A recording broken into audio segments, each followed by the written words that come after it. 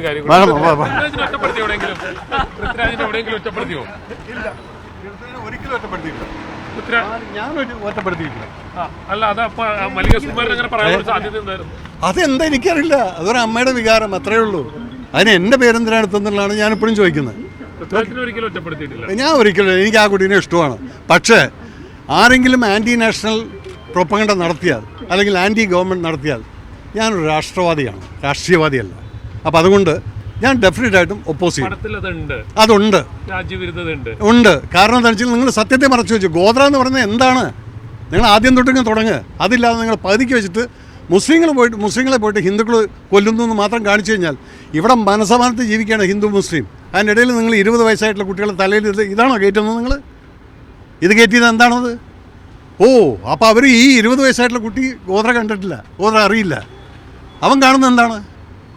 ഹിന്ദുക്കൾ കയറി മുസ്ലിങ്ങളെ കൊന്നു. വെറുതെ ഒരു സമൂഹത്തിൽ untrust. It's an anti national movement what he has done. ഇപ്പം ഞാൻ നിങ്ങളോട് പറയാണ്, ഇതുവരെ ഞാൻ അതിനെക്കുറിച്ച് ഒന്നും സംസാരിച്ചില്ല, ഞാൻ മിണ്ടാതെ പോയിക്കൊണ്ടിരിക്കുകയാണ്.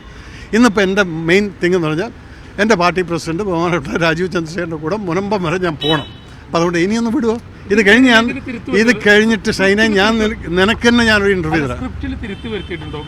മോനെ ഞാൻ ചെയ്യാറുണ്ട്, മറ്റൊരു ചെയ്തോ ഇല്ല എന്നുള്ളത് എനിക്കറിയില്ല. ഞാൻ കഥ പറഞ്ഞതിന് ശേഷം ഞാൻ പലപ്പോഴും സ്ക്രിപ്റ്റിൽ തിരുത്തി വരുന്നു. പക്ഷേ എൻ്റെ പടത്തിനകത്ത് രാജ്യസ്നേഹമാണ്, രാജ്യദ്രോഹം ഞാൻ ഒരിക്കലും ചെയ്തിട്ടില്ല.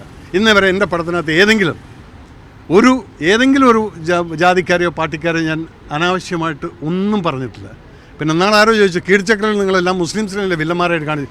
അതെ, കാശ്മീരിലും ബലൂചിസ്ഥാനിലും ഉള്ള വില്ലന്മാർ ചെയ്യുന്നത് എനിക്ക് എൻ്റെ അച്ഛൻ്റെ പേര് അവർക്ക് ഇട്ട് കൊടുക്കാൻ പറ്റില്ല, കുട്ടിശങ്കര പെരുമ്പഴായിരുന്നുള്ളത്. അവിടെ മുസ്ലിമിൻ്റെ പേര് തന്നെയായിരിക്കും. അപ്പോൾ അതിന് ആർക്കും ഒരു പ്രശ്നം ഉണ്ടായിരുന്നില്ല. ഇപ്പൊക്കെ ചെറിയ ഈ ചൊറിയന്മാർ ചെയ്യുന്നതാണ്. ഇതിൻ്റെ മുകളിൽ നീ ട്രോൾ ഉണ്ടായിക്കൊണ്ടിരിക്കും. ഓക്കെ.